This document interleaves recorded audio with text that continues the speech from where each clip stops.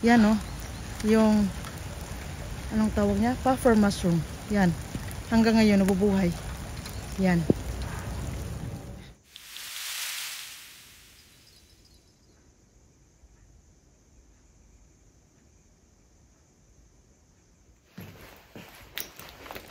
Good morning guys. Good morning.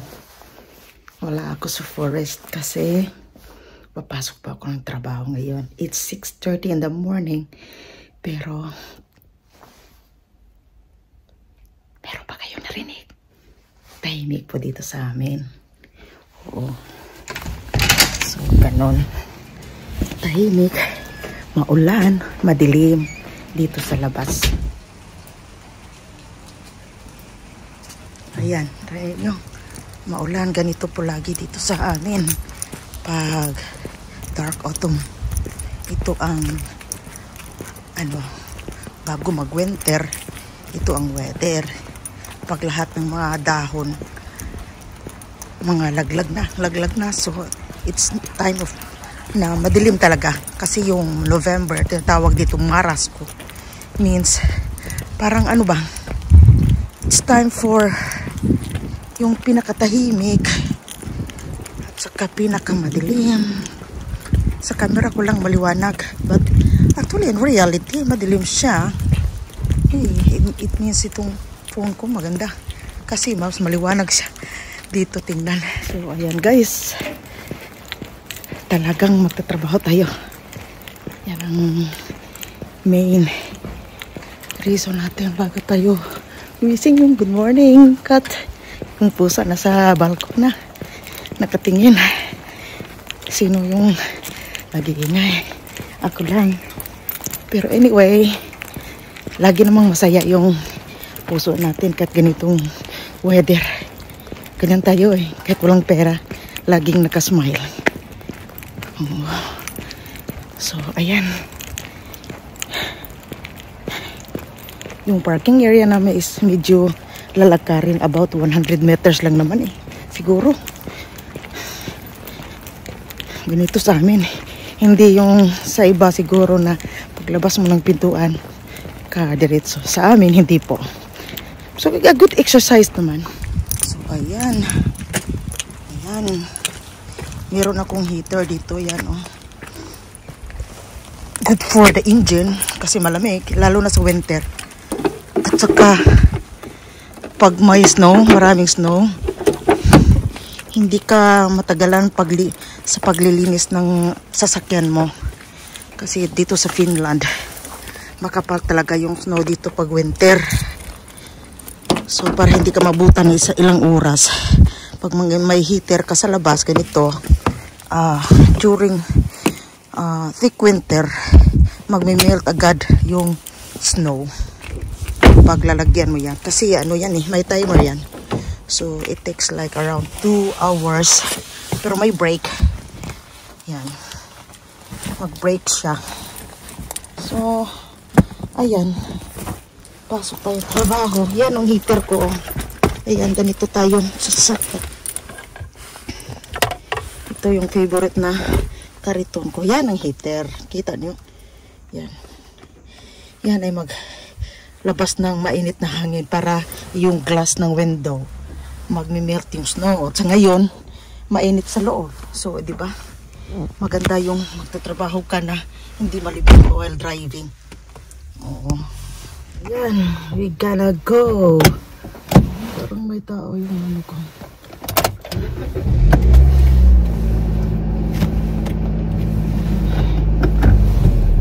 Let's go.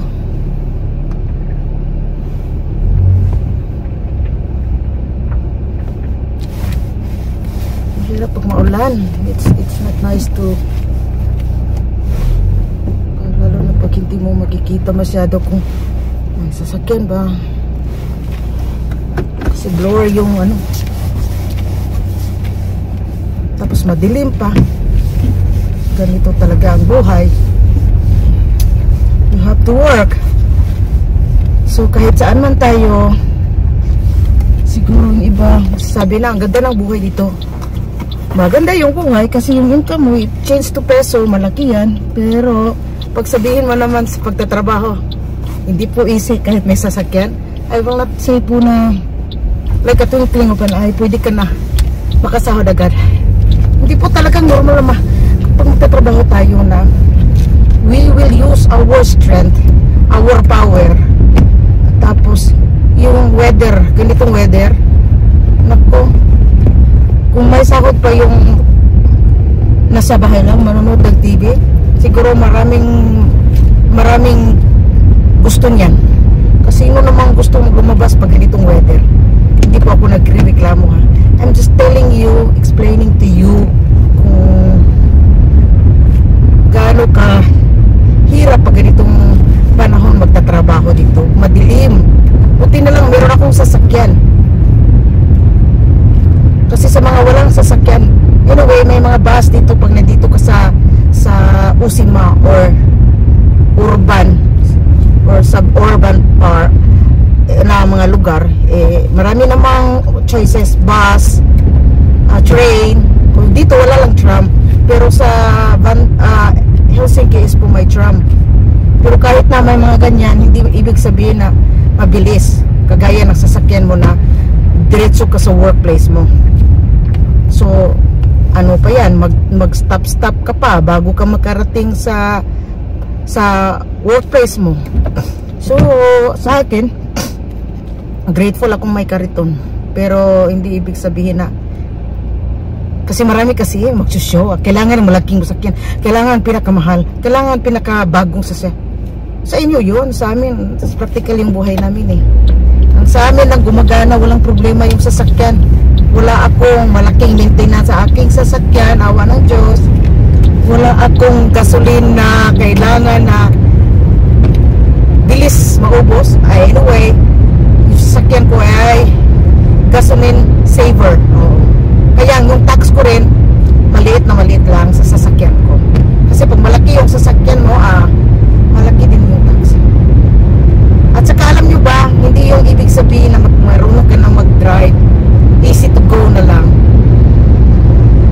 Ingat pa rin tayo, walang perfect sa driving, lalo pag wala ka pang experience ng winter.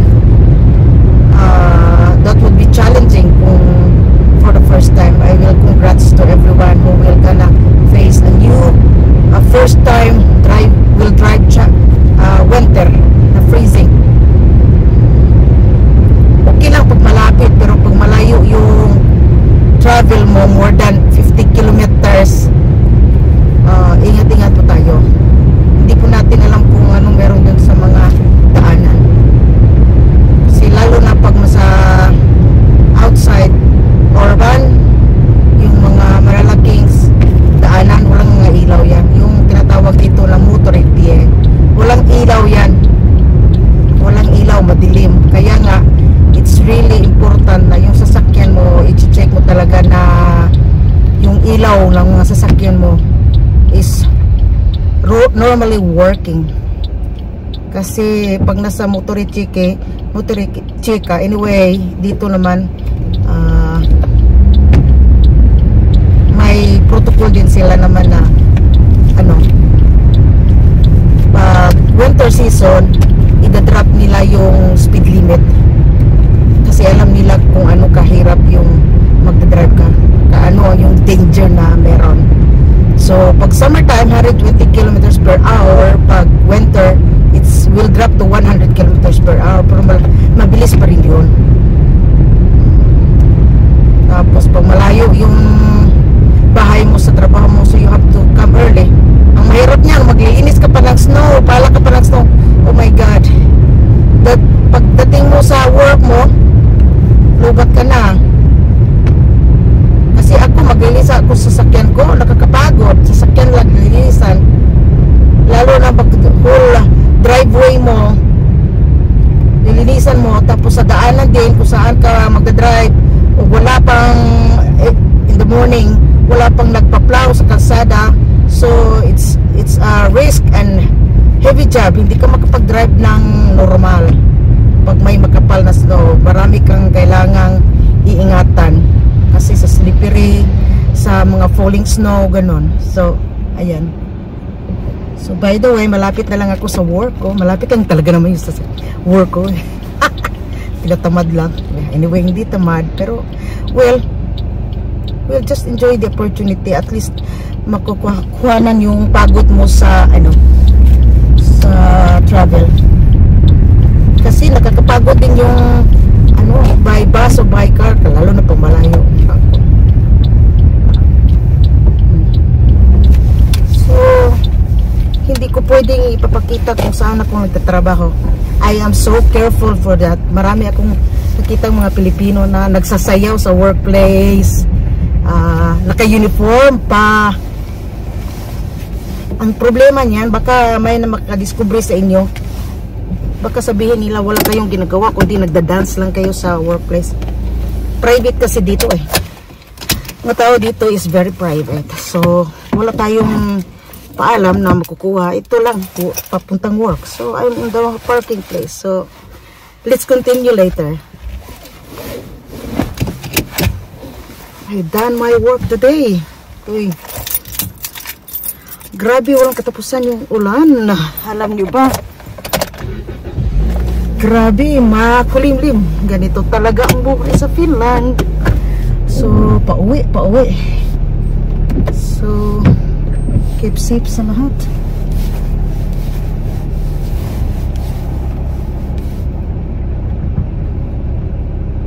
Oops. Buti na lang, maliit yung sasakyan ko. Easy to park. Easy to, anong tawag sa English niya? Pirutus. Yung backing ba? So, yan lang yung maganda pag maliit yung sasakyan. Easy kembot. Oo. Yan. So, yan, minsan ako na merong amo buro. So, I'm still be grateful. Kasi today, easy lang. Nag-over yung workers namin. So, actually, pero pag ako, I will choose yung medyo challenging na work. Kasi napapagod ako pag nagtatrabaho ka tapos walang ginagawa. Parang matutulog ka na sa workplace. Hindi mas pangit, di ba? Mas igi yung may, may gagawin ka. Tapos ngayon, of course, kasi makapag-communicate ako in Finnish at makaintindi na rin, awa ng Diyos. So hindi po ako mahiyain, makapal din yung mukha ko. Makikipag-communicate talaga ako by workmate or sa mga residents. Ayan. So yan, pakita ko niyo yung traveling ko. Malapit lang naman yan. Tingnan niyo kung anong grabe yung ulan. Ganito yan, wala katapusang ulan. Ingat-ingat tayo sa driving. Tapos pag may bus, pag belows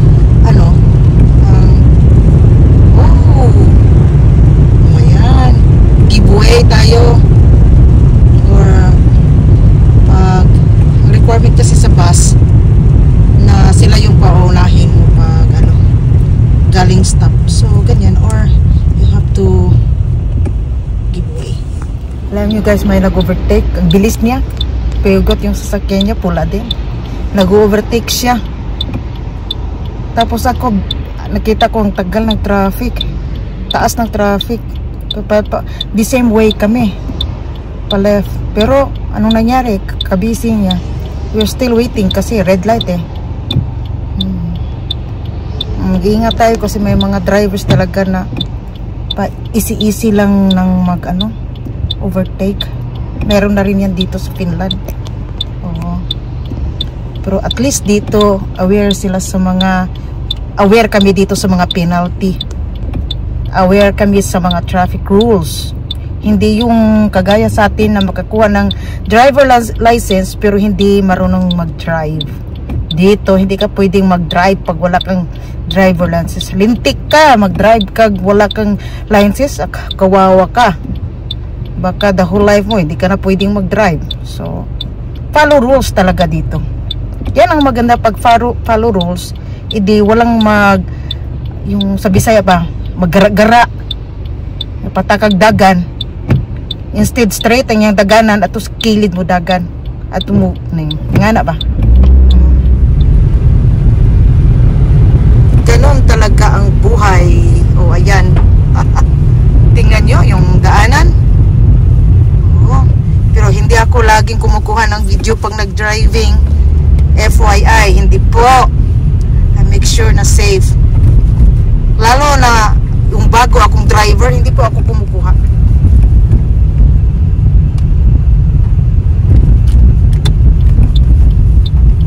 Alam nyo guys, hindi po ako magda-drive na nagbibideo lagi. Hindi. Kasi hindi yan purpose ko. Purpose ko is may mga outdoors. Kasi alam mo, mag-ingat tayo. Baka hindi ikaw pa yung tayo pang maging dahilan makabangga tayo. Alam nyo dito, FYI, pag may mangyayari sa inyo or may bumangga sa sasakyan nyo or binangga kayo, automatic, pag may, lalo na pag may mga delikado o dugo o nabali, you have to call 112. At tapos, pag mga scratches lang or lumping, sasakyan lang yung nasira, ikaw, awa ng Diyos, wala naman. So you have to call police. Of course, para take pictures. Tapos pag ikay makabangga, wag kang magsulat-sulat ng mga love letter na yan. Make sure na marunong kang maging responsible sa maging damage na nagawa mo o nasira mo. So you have to call kung hindi mo, kasi normally hindi mo alam kung sino yung may-ari na sasakyan. Pero plate number o registered number, yung registry numero ng sasakyan, you call it through Trafi. PSTV, nandoon yung mga may-ari, pangalan ng may-ari at saka phone number. Ibibigay nila yan sa'yo kasi ang reason is nabangga mo or nakasira. Kasi experience ko yan.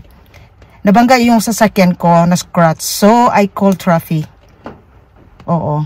Actually, tumawag ako sa 112. Pero sabi nila, pag wala namang bali or persona na naging aksidente, so hindi kailangan yung police. Pero pag grabe yung sira, of course, in the middle of the road, so it need police. Huwag mong yung sasakyan mo. Move for evidence. At saka picturean mo lahat, registered number, plate number, registry numero ba ang ibig sabihin ng registered number? Registry numero yan sa tawag dito sa sasakyan. Yan ang kukunin mo para may evidence ka. Kasi lalo na pag foreigner ka, may mga locals na lalo na pang maganda yung sasakyan nila, sa'yo hindi ka mahalan. So, automatic, i-grab nilang opportunity. Sila pa yung magre-reklamo sa'yo na ikaw yung nakabangga, ikaw yung nakasira. Lalo na pag hindi mo naintindihan yung Finnish language. So, automatically, you have to ask for English translation. Oo. And ask for help sa mga kakilala nyong may alam about mga ganong bagay. Oo. Tapos, pag may ikaw yung makabangga, so automatic insurance mo yung magbabayad. Oo. For repair sa sasakyan nila at sa sayo. Tapos, you have your own UMA Vasto. So, minimum of 200 euro. Depende sa gaano kasira yung nangyari sa sasakyan mo or sa kabila. Kasi sa akin, yung time na ako mismo nakascratch nito, konti, dahil sa nagmamadali ako, konti lang, very small, but the repair cost around 750. Pero ang umabasto ko, my responsible payment is 200 euro. Tapos, the other time, yung taxi yung nakabangga, nakascratch talaga, at so, may kunting lumping ba, yung, anong tawag yan? In English, pump. Ganun sa sasakyan. So automatic tinanong ko doon sa saan namin dinilay ng yung sasakyan namin for repair, magkano yung bayad. Hindi naman kamahalan, hindi naman ganun kalaki yung nasira. So gasgas lang. Nasa 1,700 pero wala talaga akong binayad, as in zero. Automatic, sino yung may kasalanan, sila yung magbabayad ng umabasto. Responsible payment. Aside from the insurance. Hindi po yung insurance magbabayad ng 100%. So, meron kang, yung tawag niyan, responsibility na bayaran mo. Oo. So, ingat-ingat po tayo kasi ngayon, this is the worst period of the year dito sa Finland or other part of Northern Europe kasi this time, panahon ng mga elves or moose, yung rangers, na mag-a-active sila parang sa fertilization period nila, ganon, na lalo na sa North Finland, dyan sila humaharang sa mga kalsada. At lalo na yung moose, yung pinakamalaki giant animal dito. Nako, patay ka niyan. Talagang mabigat na mabigat yan. So, yan sila ang pinakaingatan lalo na ganito pag travel kasi foggy, rainy, very dark. Tapos going to Lapland or anywhere outside the city, hindi po lahat ng kalsada may ilaw. Lalo na yung Central Highway o Motor Highway pala, hindi Central Highway. Motority, mahirap kasi yung finish. Tapos itrasyon ko sa English. Tapos naghihirap din ako sa English. Motor Highway. Wala po yung ilaw. Kaya dito, that's why car checkup dito is strictly monitored every year, once a year. Na pag merong mga ilaw na nasira, hindi ka naman paglalagyan ng penalty, pero pagbibigyan ka nila ng chance, hindi yan na-approve sa check-up. So, kailangan before, tinatawag yan na tarkastos. Autong tarkastos. Car check-up. Hindi nila i-approve yan pag meron kang hindi mo napalitan. Lalo na yung brake, yarot. Pag meron silang measurement sa ligid, sa tire mo na nasa maximum limit ka na, so sabihin mo, hindi mo na yan pwede gamitin sa winter. Kasi iba yung winter dito, do not underestimate for winter. Kaya mag-ingat tayo, always drive on the wheel, hands on the wheel. Kasi yan yung mga language ko. Ganun talaga. Kasi talagang ganyan dito. Safety first before vlogging. Hello. Safety first before vlogging. Lalo na sa mga wala pang experience ng winter. So mag-ingat tayo. Kasi experience natin lahat niyan. Yung wala pang first time nating mag-drive. Ang first winter is the most challenging time. Kagaya ko. 5 years ago. So, pero hanggang ngayon, I'm not saying that as in, mabilis akong mag-drive or easy. No. Hindi. Kasi yung purpose ko sa driving is for work, for important purpose, hindi for hangout or kahit sa saan. Tapos pag pumunta ako sa Helsinki mag-drive, kasama buong family, hindi po ako pupunta sa Helsinki na by car. Kasi alam mo, one reason, mahal ang parking area. Pangalawa, gastos sa gasolina kasi maraming traffic light, brake ka ng brake, stop ka ng stop, kumakain ng maraming gasoline. 3. Hirap maghanap ng parking area. 4. Delikado sa accident. 5. Delikado sa penalty. Pag mag-excess ka sa time ng parking mo ay automatic. Alam nyo ba magkano ngayon? Nasa 80 euro yata ngayon eh. Kasi long time ago 60 euro yung penalty eh. Oo. May plus pa. Pag may mga kasada na may mga camera, overspeeding, pag nakalagay 30 kilometers per hour, tapos nag-drive ka ng 40 automatic, agoy. Yan. Kaya pag pumunta ako sa Helsinki na ako lang mag-isa, by bus and by train, yun, safe pa. Bakit kailangan ko mag-drive doon ng car to show? So, anyone, hello, hindi po. At saka sa akin naman po, hindi po kami mahilig sa mga viewing na kailangan namang malaking sasakyan to make sure that everyone can see. No, wala po. Wala kami ganon. Wala kami. Sa amin is para sa trabaho lang po. Na mas easy na magkayod ka na hindi mo na kailangan maghintay sa bus stop ng ganun katagal na malamig, mahangin, maulan. Oo. Pero anyway, practical yung mga tao dito. Minsan din ayaw nila. Kasi meron kang mga insurance at saka maintenance tax na babayaran in a year. Pero anyway, yung sa akin naman, kunti lang yung tax na babayaran ko in a year.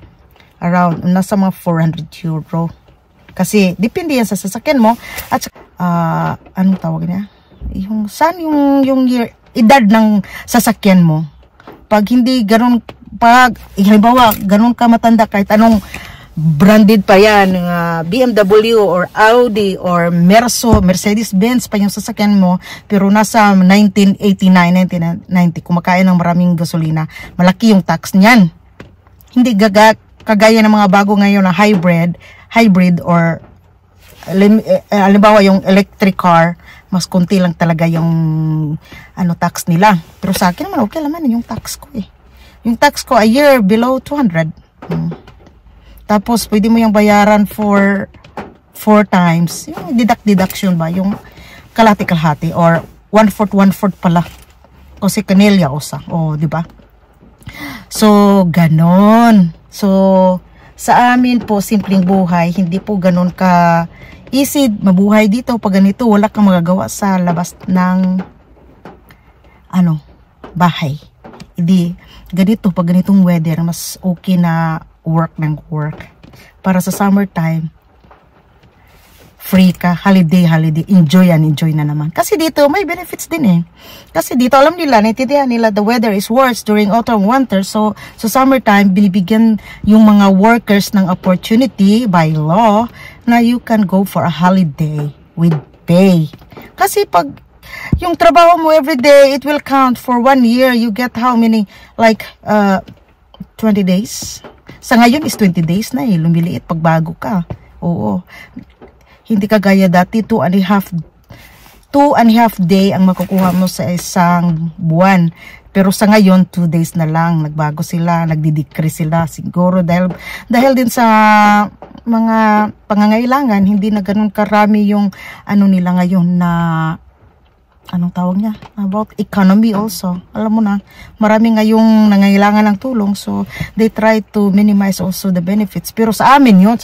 If you work a monthly salary, so mayroon kang or contractual ka, pero monthly salary, oo, mayroon kang 2 days na babayaran nila every month kung nagtatrabaho ka. So, yan ang opportunity. Siguro sa ibang bansa wala. Pero dito, Sweden, Norway, Iceland, or Finland, I think they're just the same na may ganitong benefits. Oo. Tapos, yun na nga. Ika-count mo yan lahat, i-collect mo yan lahat. So, nasa total na 20 to 25 days in a year. Oo. Not included Saturday. Kasi dati, yung Saturday kasi included yes na with pay sa holiday, pero sa ngayon sa bagong law nila is hindi na siya included. So normal days lang, so regular days yung babayaran nila during holiday period. So pero okay lang naman, at least meron, at least hindi zero yung wallet mo pag nagbabakasyon ka, kasi alam mo naman pag nagbabakasyon ka magastos kahit ayaw mong magasto, pero there are times na unexpected. So, make sure naman na mayroon kang extra money, lalo pag nasa ibang bansa ka. Because we don't know what will happen or anong maging mangyayari. O, di ba? O, we should be ready. Ganun ba? Pang Girl Scout. O, ayan. So, ganito po. Ipapakita ko din sa inyo bakit ko lalagyan ng inside heater yung sasakyan ko. May heater ba yung sasakyan ko sa sarili? Yes, may heater po. Yung sa chair heater, meron po sa front lang, commonly sa mga ganito. Pero sa mga modern, sa likod din may heater po. Pwede kang makabili ng yung parang mat, pang cover sa chair ng sasakyan, upuan ng sasakyan na may heater through USB. Pero meron akong extra kasi hindi kaya ng peg pag winter. Oh, ipapakita ko sa inyo ano ito. Napakita ko na ito kaninang umaga, pero siguro slide para maintindihan niyo. Ayan po, meron akong mga chichiboritsi. Girl Scout kasi ako, you know, you cannot expect na perfect yung driving mo or whatever happens. So meron akong ganito. Alam niyo para ito, pag ganitong maulan, isi-scrape ko sa bintana kasi tatagalan ka sa sasakyan bago ka makalis pag mag-aantay ka na yung yung pahangin sa sasakyan mo na magda-dry yung sa bintana. So, I rather use this one. Make useful. Kung gusto nyo, you have to take this one, yung para sa bintana, yung scraper sa bintana. Ginagamit ko sa car para mabilis lang ako makaalis. At ito yung heater ko. Heater. Ito. Yan. Yan. Heater po yan. Hindi 24 hours, maximum of 2 hours. Pero may on and off yan. Mag-on and off. Automatic. Pero naka-on siya kasi may timer doon. Ipapakita ko sa inyo sa labas saan yun magkoconnect. Dito po lang yan sa Northern Europe, pula sa Amerika siguro. Dito lang yan. Tapos doon yan nakakonect sa ilalim. May bayad din. Kung yung sasakyan nyo walang ganyan, may bayad na sa 80 euro kung punta kayo sa car shop na magpa-add kanyo yan. It's legal po, legal. So, ito yung wire. Diyan ko sa front ng sasakyan ko, sa bumper. Diyan, may 3 hole. So, ingat-ingatan, walang makalagay na tubig sa loob kasi papasok yung kuryente niyan eh. Push lang. Tapos, dito yung timer. Diyan, Kailangan sakto yung oras mo ngayon. Tapos, mag-start siya ng mag-heater dito. Yan, So, from 5 to 7, in between 5 to 7, mag-heat na yung heater. Magpa-function na ba? Oo. So, yan, ready ko yan for tomorrow kasi amuburo ako. First shift. Tapos, kahit hindi, lagyan mo pa rin lalo na pag may freezing temperature para yung sa bintana ng mga sasakyan nyo magme-melt na yung snow. So, easy to scrape na lang.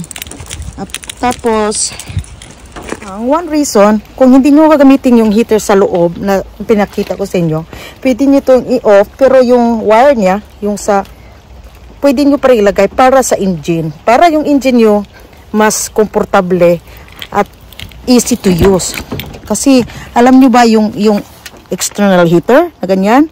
As in, masaya yung sasakyan nyo pag pinapaheater ninyo sila bago i-drive. Maganda yung function ba? Yung gasoline oil. Yung oil ba? So, hindi siya cold. Oo. So, maganda yung smooth yung sound ng sasakyan nyo pag naka-heater na galing. Alam nyo ba, na-experience ko yan. Kasi pag mag-drive ka, pag alam mo na yung sasakyan mo, ma-feel mo rin na yung maganda, ma-feel, ma-sense mo yung sound ng sasakyan pag, nilalamigan. Oo. Or naka-heater siya, smooth yung niya, pag start sa umaga, bago ka umalis. Smooth lang, bilis. Oo. Pero anyway, depende yung sasakyan din. Oo, may mga sasakyan na hindi ka paniwala, maraming problema. Pero awa ng Diyos, itong sasakyan ko, kariton ko, awa ng Diyos, hindi naman masirain. Mabait po. Kasi blessing ni Lord. Ayan na, buti wala pa yung kapitbahay, makapag-video. So, ayan na, naka-ready na yung heater dito. Tapos, dito sa loob na doon. So, yan na nga. Pauwi na tayo. Pauwi. Maulan. Sakyan ko ngayon may darating na katsastos.